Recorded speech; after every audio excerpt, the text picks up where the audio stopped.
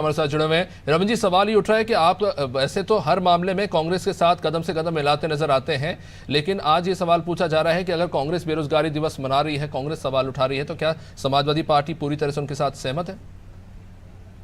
शेख जी, सर्वप्रथम तो आपके सम्मानित चैनल के माध्यम से आज तीन बड़े लोगों का जन्म दिवस है। भगवान विश्वकर्मा का, पेरियार स्वामी जी का और प्रधानमंत्री नरेंद्र दामोदर दास जी, तीनों लोग को जन्म जयंती की हार्दिक शुभकामनाएं और आतिशी जी को दिल्ली के मुख्यमंत्री बनने की शुभकामनाएं। अब विषय आता है कि किसी की जन्म जयंती पे राजनीति नहीं हुई जी। बात सम्मानित नेताओं की ही नहीं है, बात जनता की।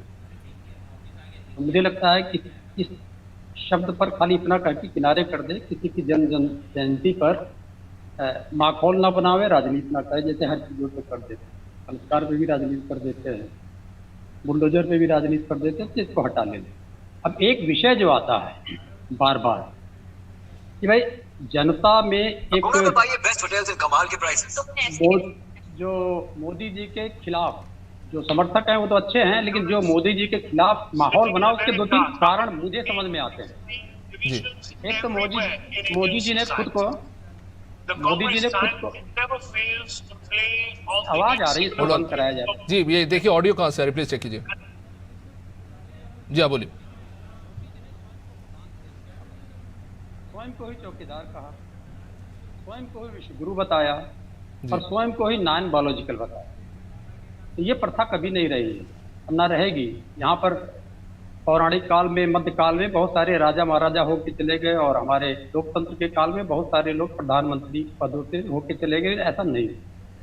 अब क्या होता है, इससे भी खराब स्थितियां तब आ जाती हैं जब उनके समर्थक उनको भगवान विष्णु का अवतार बता देते हैं।